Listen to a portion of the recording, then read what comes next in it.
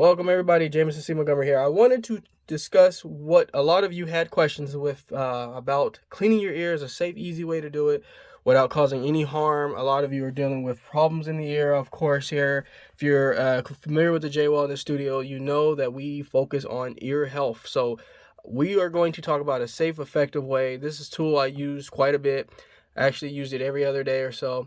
It's going to be something that I think will be very useful. It's called Smart Swap, so I'm going to jump right into the device and how it can be useful for you. So when you first buy it, you get this nice little box that you can carry it around if you're traveling or whatnot. And right away, I'll open it up, and it comes with some attachments here. And so what's cool about it is you have your little attachment, and basically you have these different little washable, reusable tips that you can put on your tool here, your device tool.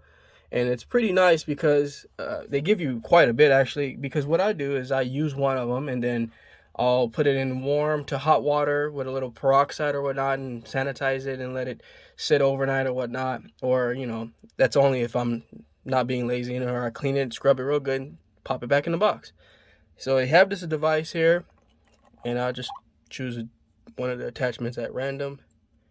It just clips right on, and the arrow indicates how you should be using it. So you'll put it in your ear and you'll give it a spin like this, and you'll get quite a bit on there. And this is a safe tool because the way it's designed is it's at a certain length that you don't puncture the eardrum, you don't go too far, you just clean around the surface.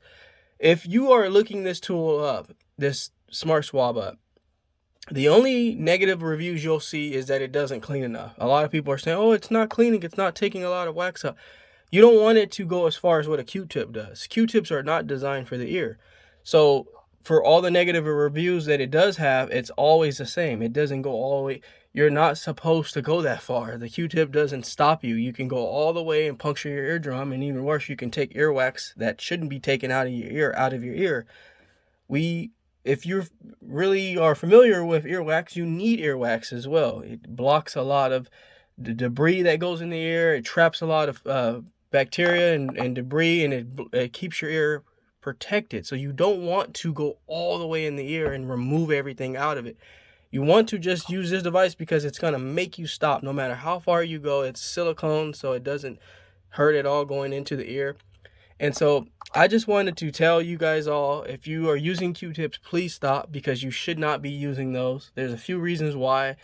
One being, obviously, I just explained that one. You can't go that, you should not be going that far. If you're pulling earwax out from way deep in your ear, it's not really a good thing. And also, the cotton from the actual Q-tip can get too far in there and actually lodge more earwax and more problems, and then you can get an ear infection. It's a whole thing. So folks, I would recommend you guys trying the Smart Swab. I'll link it into the description. It's a great device. I use this all the time.